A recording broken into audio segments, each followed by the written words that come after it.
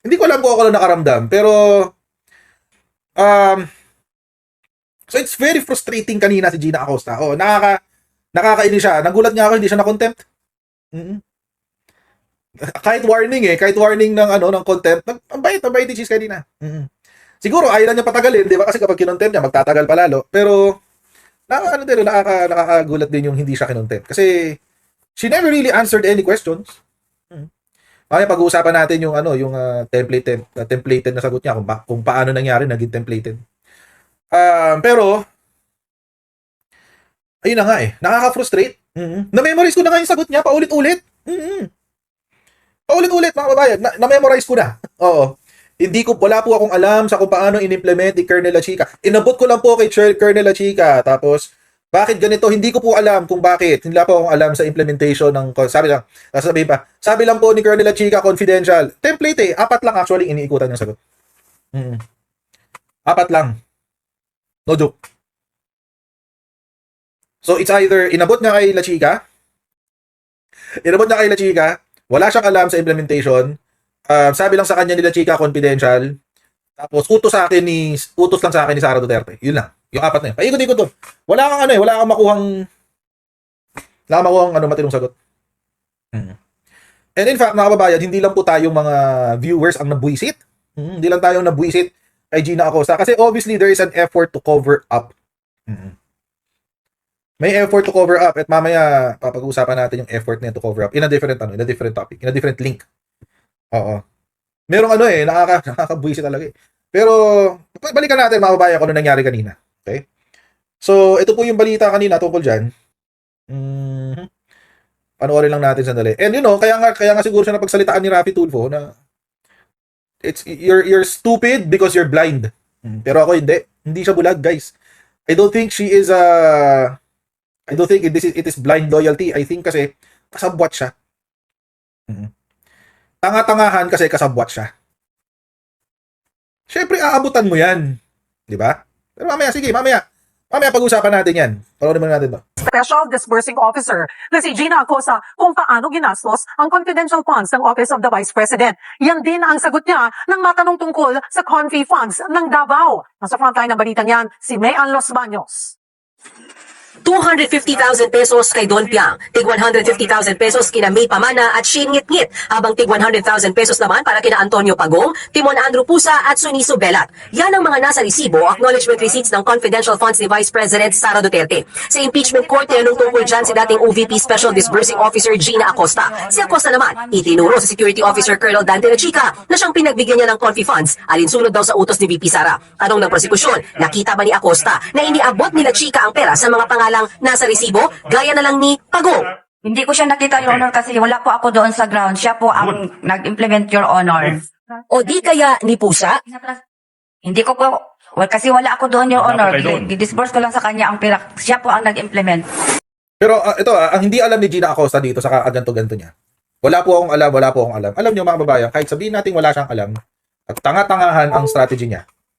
At kung sino man ang nag-coach sa kanya, siguro tanga talaga si Gina Acosta. Kasi pumayag siya.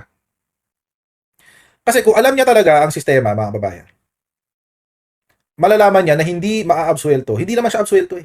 Kahit sabihin niya hindi niya alam. Di ba tatlo yan? Malfeasance, misfeasance, nonfeasance.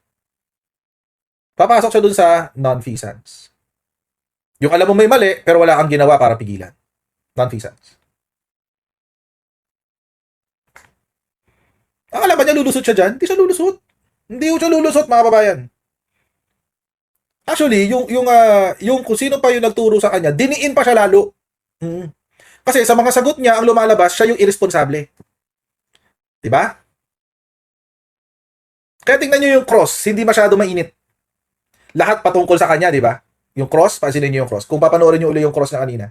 Ang number 1, maikli. Halos walang tinanong. Ang tinanong lang na ito ba yung sinabi ng COA? Ito ba yung sinabi ng ano? Kinukumpirma mo ba na ganito? Puro yes or no questions, di ba? Yung sa cross. Bakit? Kasi ako papansinin yung mga tanong, mga kababayan, yung mga tanong ng depensa ni Sara Duterte, lahat binubuhos kay Gina Acosta. No joke. Pansinin nyo.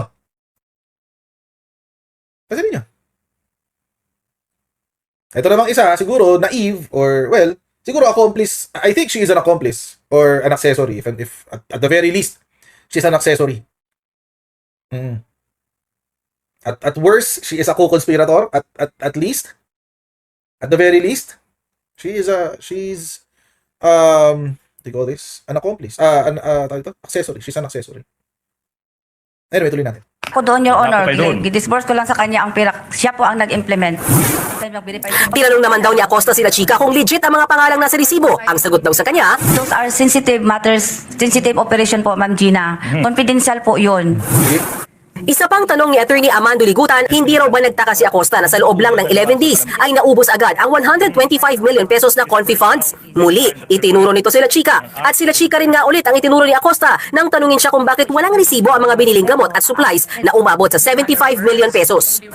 Hindi po ba obligasyon mo as the SDO na alamin at protektahan ang bawat sentimo ng pera ng taong bayan? Manifestation, when asked that question, the witness uminom po ng tubig. Nag-verify po ako kay Security Officer Colonel La Chica, Your Honor. Alam niyo mga kabayan, feeling ko nga maski yung ibig sabihin ng verify, di niya alam eh. And if I remember it correctly, tinanong din siya kanina kung paano ba yung proseso niyo ng verification. Hindi niya sinagot eh. Hindi niya sinagot yung proseso ng verification. Ang sinasabi lang niya, nag-submit lang po ng dokumento, ma'am sir. Nag-submit lang po ng dokumento si Colonel La Chica and I documented it po, ma'am sir, Your Honor. Ganun lang siya.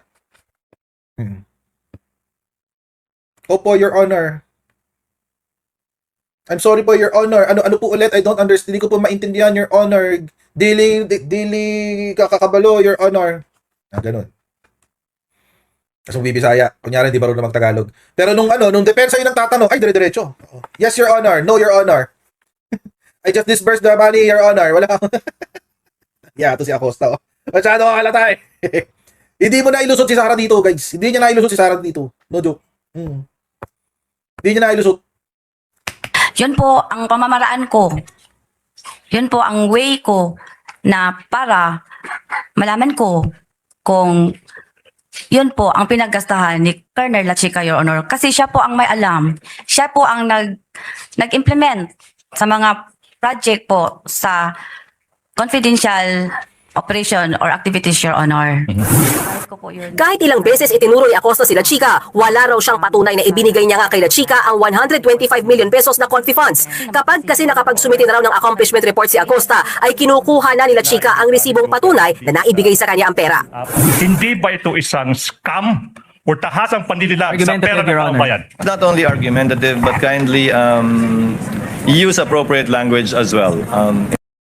si Atty. Ligutan dito, medyo may mga legal strategy din siyang Alam naman niya matatanggal yun. Alam niya yung word na scam as a strike off the record yun. Pero mga kababayan, pansinin niyo ha. Pansinin niyo. Unang nagsabi niyan sino? Ng word na scam. Sino unang nagsabi niyan? Di ba si Atty. Kapunan? Ngayon, eto, pangalawa, si Atty. Ligutan. Feeling ko pa ulit-ulit yung maririnig yung salitang scam. Correct, crooked pinky. Oo, yan. O si Atty. Kapunan talaga. Tapos ngayon si Atty. Ligutan. Paulit-ulit nating maririnig yan. Ang problema sa salita na yon, mga kababayan, dahil naibato mo na, mabubura mo yan sa record. Walang problema. Mabubura mo yan sa record sa stenographic notes. Mabubura mo yan. Pero sa TV, hindi mo mabubura. Sa isip ng tao mga naikinig, hindi mo mabubura. Sa internet, hindi mo mabubura. At forever nang maa-associate yung confidential funds ni Sara Duterte bilang isang scam. Forever na yan. Sara scammer. Oo. Hindi ako magtataka kung one of these days maglalabas ng bagong mga memes na ang nakasulat, scammer si Sara, budol-budol, ganyan. Pero okay lang yun. I mean, pati naman yung defense, ganun ang ginagawa eh. Gumagawa rin sila ng ganung klaseng mga tactics. Di ba si Narbasa noon, ganun ang ginawa niya?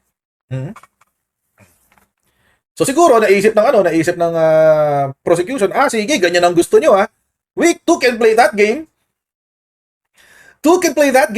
Kayang-kaya rin namin yarn. Di ginawa na rin nila.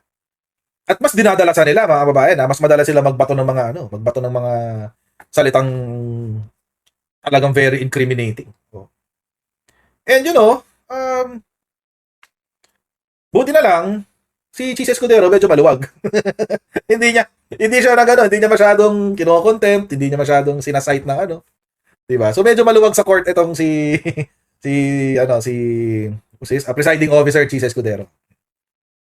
Yung Plunder Woman talagang wala. Plunder Woman, yun talaga nakakabit na kay Sara Duterte. Plunder Woman. Ngayon scammer.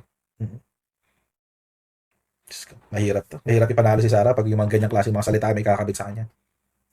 Anyway, tuloy natin. Purtahasang panlililang sa pera ng Your Honor. kababayan. Not only argumentative, but kindly use appropriate language as well inside this court. Your Honor, may we move to strike that last question, Your Honor, for being impertinent, Your Honor. It's very much pertinent.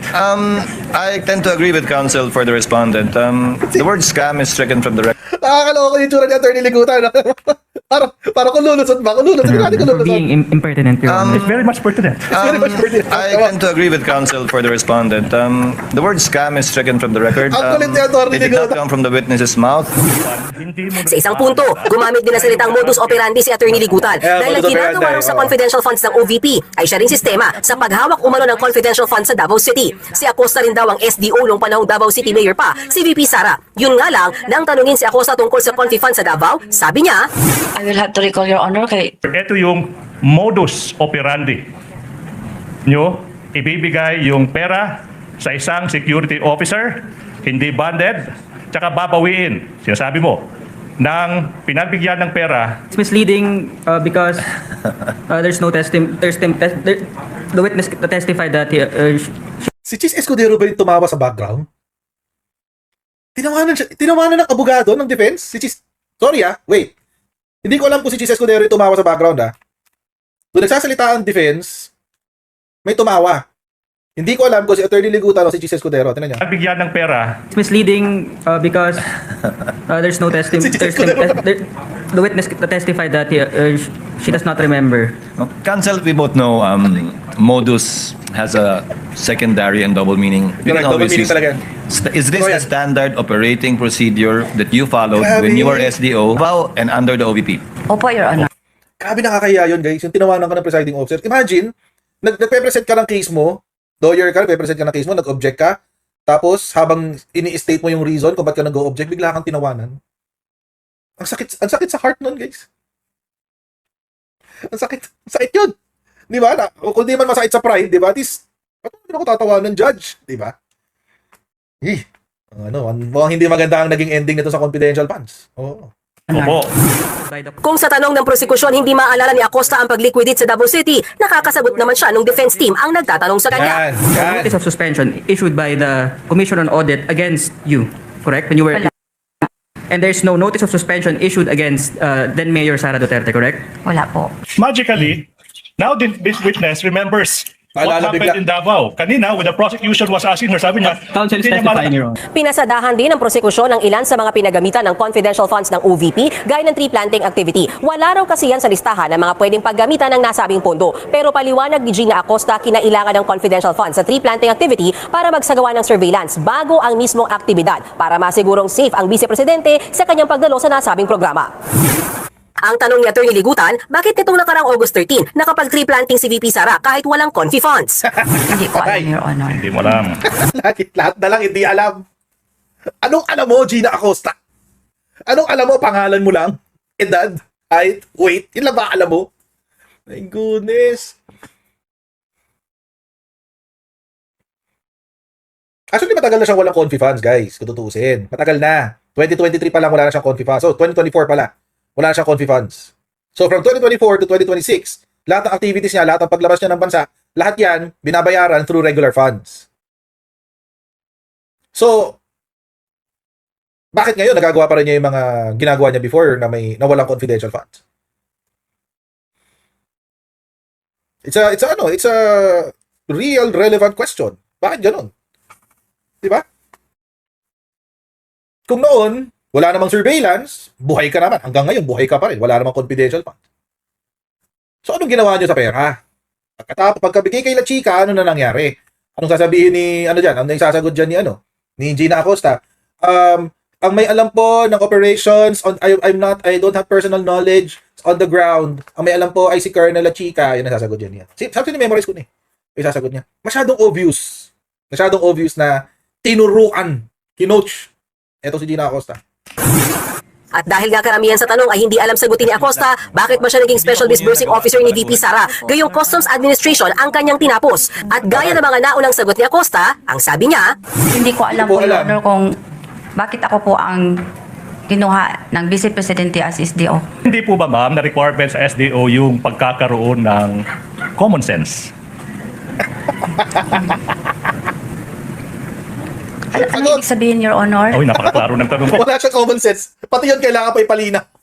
Ano ba? My goodness. Pero hindi po ba, bilang SDO, at least naman lang ma'am, required na yung SDO na pinipili Common ng sense. isang Vice President, may common sense. Right.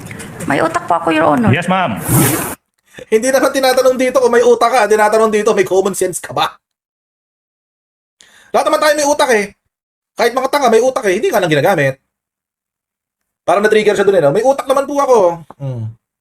Anyari, nasa ng utak nung panahon na ikaw ay nagdi-disburse ng pera. Nasaan ang utak doon? Nasaan ang utak doon sa pag-aaral ng mga dokumento? Ba't hindi mo tinanong sila, Chika? Sir, bakit ganito? Bakit nyo ginasto sa medicine ang pera? Alam nyo naman, hindi pasok yan sa ating joint circular. Sino po ito? Sino ho si Mary Grace Piatos? Kailangan humaisama ko ito sa COA report. Kailangan ko po ng tunay na identity niya. Sir, bakit kayo ho ang magdi-disburse? Kailangan ho ako ho magdi-disburse kasi ako yung SDO. Nasaan ang common sense doon? Nasaan ang utak nung nangyari yung mga panahon na yun? Wala, absent, nakalib. Di ba? Lahat naman may utak eh. Insekto nga may utak eh. Biya nga may utak eh. Kung living thing ka, may utak ka. Maliban sa puno. O halaman. May common sense. May utak po ako, Your Honor. Yes ma'am. nagbabalita mula sa Frontline, Mean Los Baños, News 5. Tila napikon na ang ilang senator judges saan nila templated na sagot ng testigong si Gina Acosta kaugnay ng confidential funds ni Vice President Sara Duterte. Naiyak naman si Acosta nang naging personal na ang itinanong sa kanya. Sa Frontline ng balita niya, Skip natin yung kay Aimee kasi next topic natin. I'm sorry. Skip natin yung kay Aimee kasi next topic natin siya. Basta natin dito kay Bam.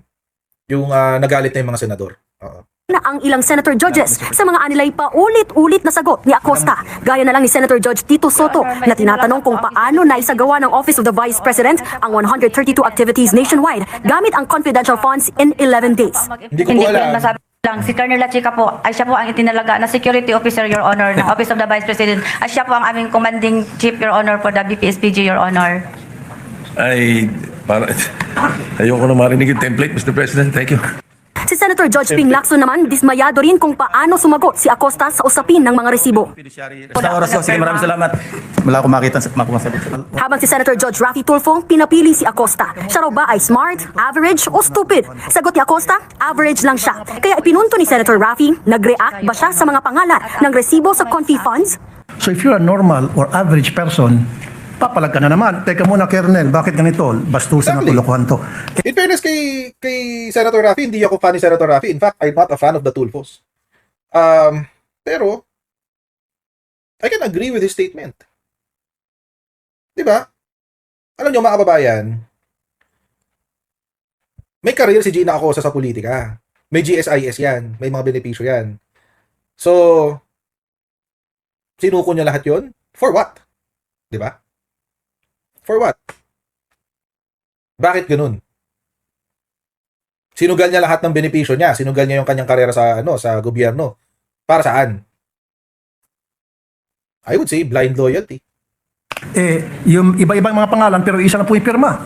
Hindi ko nagtaka. At ang sagot naman niya sa akin, Ma'am Gina, those are sensitive information, Ma'am Trust Gina. me, bro. At saka, in nature po yun. Welta pa ni Senator Raffy, You're stupid in the name of blind loyalty. Po yun. Naging stupido kayo sa ngalan ng isang tinatawag na blind loyalty. Nakapikit kung ano yung sinasabi sa iyo ng nakakataas, sinusunod mo na lang. Stupido ka pa rin, pero in the name of blind loyalty. Would you agree? Hindi ko maintindihan, Your Honor. I'm sorry. Oh my God! Paano naging SDO to? I mean, seriously. Alam niyo kung bakit siya naging SDO? Kasi tanga siya. Tanga siya at loyal siya. A useful fool. Yung mga yung Chinese Communist Party, may tawag dyan eh. Yun ang tawag nila. Useful fool. Tanga ka pero may silbi ka. Ang silbi mo, yung katangahan mo may silbi sa akin. Ang silbi ng katangahan mo, gawin lahat ng kalokohan ko. Ikaw ang sasalo sa lahat ng kalokohan ko.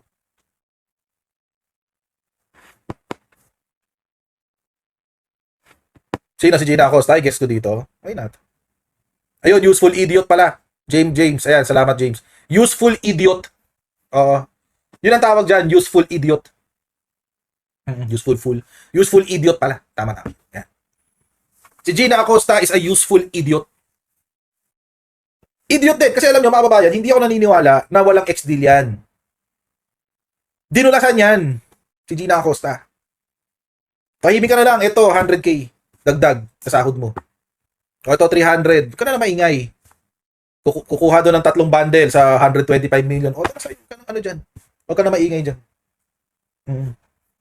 Tanga din. Tanga pa rin. Nang si Presiding Officer Cheese Escudero naman ang nagtanong, nagpaikot-ikot ang sagutan. Pero sa huling inamin ni Acosta na si Security Officer Colonel Raymond Dante Lachica ang nag-disburse ng pera at hindi siya. Yan ay kahit pa nakasaad sa Joint Circular ng Commission on Audit na bawal i-transfer ang CONFI funds mula sa isang accountable official sa ibang opisyal.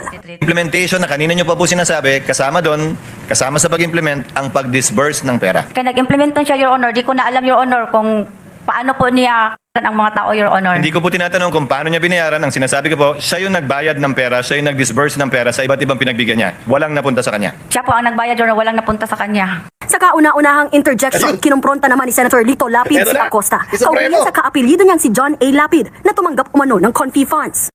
Sabi po kasi ng tatay ko, basta Lapid kamag-anak ko. So, Your Honor, yung mga documents po na yan ay galing po sa security officer, Your Honor, na si Colonel Lachica, Your Honor. Itinalaga po ni Vice President, Your Honor. Kaya po nag-rely po ako, Your Honor, sa kanya. Ganyan din ang tanong ni Senator Risa Hontiveros na may kaapelyidong Clarice Hontiveros. Isa pang napansin niya, coincidence lang daw ba na natanggap nito ang bayad sa parehong petsa ng kaarawan ng senadora? Sagot ni Acosta, sinabi raw ni Lachica na confidential in nature ang impormasyong ito. Kaya heto ang mabigat na tanong ng senadora. Okay lang ba sa inyo na kayo ang mapaparusahan sa desisyon ng iba? Kasi ako po ang accountable officer, ma'am. Yun! So okay lang po sa inyo, kayo po ang sasalo ng sisi ng iba. Fair ba yon? Kayo po ang mapaparusahan? Alam ko po, ma'am, na alam po ni Ma'am Vice President Sara Duterte ang ginagawa niya. Yan. Ako naniniwala, mga babayan, na itong si Gina Acosta, hindi siya tanga. Nagtatanga-tangahan siya. Yung drama niya, na soft-spoken, parang old lady, simple old lady, blah blah blah. Lahat yan, mga babayan, drama lang yan. Drama yan. It's an act. Obvious naman eh. It's an act. At dun sa statement niya, sa huli, na nung sinabi niya na naniniwala po ako alam ni BP Sara ang ginagawa niya. She's not referring to the confidential funds. She's referring, ako lang to ha, teorya ko lang to. She's referring to their legal strategy. Hindi yan tungkol sa hindi yan tungkol sa confidential funds. Tungkol yan sa legal strategy nila. Nagtitiwala siya kay Sara Duterte sa kung ano man ang pinag-usapan nila sa kanilang legal strategy.